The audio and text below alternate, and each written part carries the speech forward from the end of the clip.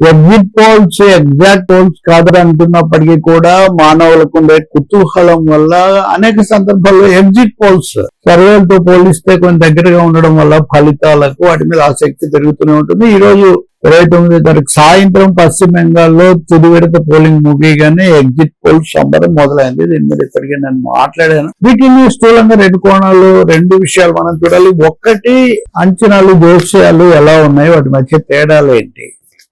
రెండోది, వీటి ఆధారంగా మనం చేయవలసిన రాజకీయమైన దృక్కోణాలు ఏంటి. ఈ రెండింటినీ చూద్దాం. మొదటిది, ఎక్కువ మంది దృష్టి పశ్చిమ బెంగాల్ మీద ఉంది. పశ్చిమ బెంగాల్ 32 ఏళ్ళు వామపక్ష ప్రభుత్వాలు, అంతకుముందు కూడా ఐక్య సంఘటన ప్రభుత్వాలు, కాంగ్రెస్ అక్కడ లేదు, చాలా అప్పటి నుంచి లేదు, అక్కడ బీజేపీ కూడా లేదు. కాబట్టి పశ్చిమ బెంగాల్లో మమతా బెనర్జీ 4వ అధికారంలోకి వస్తారా, వామపక్ష కూటమి ఏమన్నా పుంజుకుంటుందా, ఓట్లన్నా పెరుగుతాయా, దీని మీద ఎక్కువగా దృష్టి పెట్టారు. కానీ బీజేపీ స్వయంగా ప్రధానమంత్రి, హోంమంత్రి అమిత్ షా వాళ్ళు వెళ్ళి ప్రచారం చేసి మోదీ అయితే కనుక ఈసారి మా ముఖ్యమంత్రి ప్రమాణ స్వీకారానికి వస్తానని చెప్పారు. దానికి ముందు సార్ పేరుతో దాదాపు 1.5 కోటి ఓట్లు తగ్గించారు. ఆ తర్వాత చివరి వరకు 27 లక్షల ఓట్లు సస్పెన్స్ లో పెట్టారు. విపరీతమైన ఉద్రిక్తత, వివాదాలు, గొడవలు. పోలింగ్ చూస్తే 92% మొదటి దశ, రెండో దశ కూడా భారీగానే జరిగింది ఈ రోజు. సో వీటన్నిటి వల్ల చాలా ఉత్కంఠ నెలకొన్నది. గతంలో కూడా చెప్పాము, బెంగాల్లో 3 శక్తులు ఉన్నాయని కాకుండా బైనరీ నెరేటివ్ అని 2 శక్తులే బీజేపీ తృణమూలకు పరిమితం చేసే ఒక పెద్ద పథకం, ప్రయత్నం బడా మీడియా చేసింది. 2011లో 16లో కూడా 30% ఓట్లు ఉన్న వామపక్షాలు, ఆ తర్వాత ఓట్లు సీట్లు కూడా పూర్తిగా తగ్గిపోయాయి. దాని అర్థం వాళ్ళందరూ లేరా అంటే ఉన్నారు. ఇప్పుడు ఏమైంది ఇంతకీ ఫలితం అంటే, కాంగ్రెస్ కూడా పొత్తు పెట్టుకోకుండా ఒంటరిగా పోటీ చేసింది. కాంగ్రెస్ వామపక్షాల దృష్టిలో బీజేపీ కేంద్రం కావాలనే మమతా బెనర్జీ మీద ఫోకస్ పెడతారు. వాళ్ళు కావాలని ఒత్తిడి పెంచి ఆమెను ఒక వీరనారిగా ప్రొజెక్ట్ చేసి గెలిపిస్తారు అన్నది. అయితే ఈసారి అలా జరిగిందా?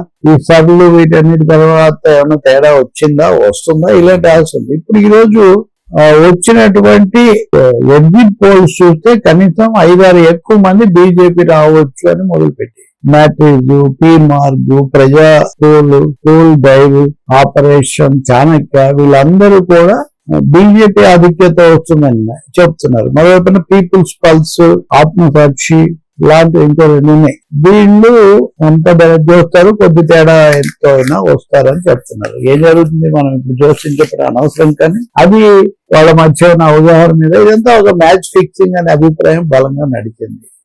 అలాగే ఓటింగ్ చాలా ఎక్కువగా జరిగింది. ఓటు మేము గెలుస్తామని సౌత్ స్వాగత్ రాయ్ తృణమూల్ ఎంపీ చెప్తున్నారు. కాబట్టి బెంగాల్ మీద చాలా ఎక్కువగా ఫోకస్ ఉంది. అక్కడ ఇద్దరి గురించి ఇలాంటి జోస్యాలు చెప్తున్నారు.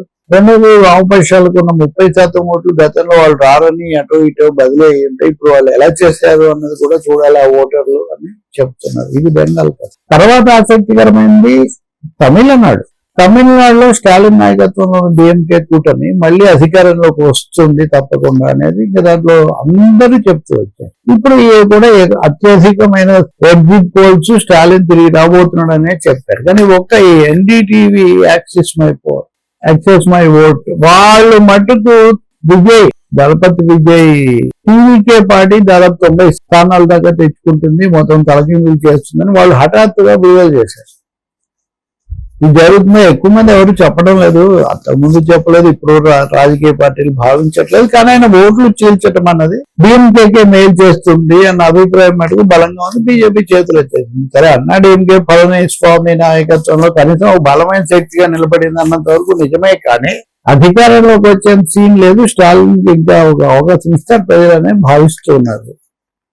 పాండిచ్చేరిలో ఇప్పుడు ఉన్న కూటమి అంటే ఎన్డీఏ, ఎన్ఆర్సీ వస్తారనేది చెప్తున్నారు. తర్వాత 2 కీలకమైనవి అస్సాం, కేరళ వామపక్షాలకు సిపిఎం నాయకత్వంలో ముఖ్యమంత్రి ఉన్న ఒకే ఒక రాష్ట్రం. ఇంకా బెంగాల్, త్రిపుర కోల్పోయారు. ఎల్డీఎఫ్ 2 సార్లు అధికారంలోకి వచ్చింది.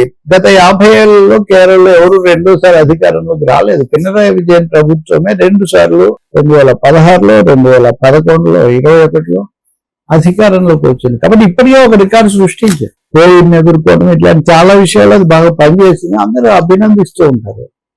కొన్ని అవినీతి ఆరోపణలు లేదా శబరిమల వివాదాలు ఇలాంటివి తెచ్చినా వాటన్నిటిని విజయం ప్రభుత్వం తట్టుకుంది. మన స్థానిక ఎన్నికల్లో దెబ్బతిన్నారు కాబట్టి దాని ప్రభావం పడిపోతుంది. లేదు ఈసారి మేము వస్తామని బీజేపీ వాళ్ళు అవుట్ చేశారు. కాంగ్రెస్ పార్టీ రాహుల్ గాంధీ వాళ్ళు చాలా మేమే అయిపోతుందని వాళ్ళు దాని మీద ఫుల్ ఫోకస్ పెట్టారు. ఇప్పుడు ఎగ్జిట్ పోల్స్ చూస్తే యూడిఎఫ్ ఎడ్జ్ ఉంది, ఎల్డిఎఫ్ 2వ ప్లేస్ లో స్థానంలో వస్తుందని ఎవరో ఒకరు కొంచెం ఎల్డిఎఫ్ కూడా చెప్తున్నా అత్యధికులు కొద్ది తేడాతో ఎల్డిఎఫ్ ఓడిపోతుంది. ఇది ముఖ్యంగా నోట్ చేయాలి.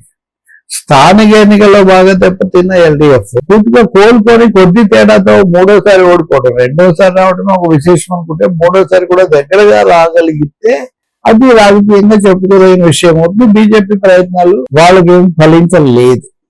అస్సాం బీజేపీ ప్రచారము వాళ్ళ వ్యూహము హిందుత్వ వీటన్నిటికీ పక్కా సరిపోతుంది. అటు బంగ్లాదేశ్ నుంచి వచ్చిన వాళ్ళు విదేశీ చొరబాటుదారులు మియాలు అనే ముస్లింల మీద సూటిగా ముఖ్యమంత్రి హిమంత్ బిశ్వా శర్మ వ్యాఖ్యానాలు చేయడం, అంతటా అమలు జరిపిన సార్ ఇక్కడ అమలు జరపకపోవడం, వీటన్నిటి నుంచి అస్సాం చాలా ప్రత్యేకతలు వచ్చింది. ఇప్పుడు అక్కడ 126 సీట్లలో 88 ఎన్నో బీజేపీకి వస్తాయి, వాళ్ళే తిరిగి వస్తారు అని చెప్తున్నారు. సో ఇప్పుడు ఎన్నికలు జరిగిన 5 రాష్ట్రాల్లో స్థూలంగా పరిస్థితి ఇది. వీటి ఆధారంగా మనం ఎలాంటి నిర్ధారణలు చేయొచ్చు. ఇది రెండో ఇంకో చోట మాట్లాడుతుంది.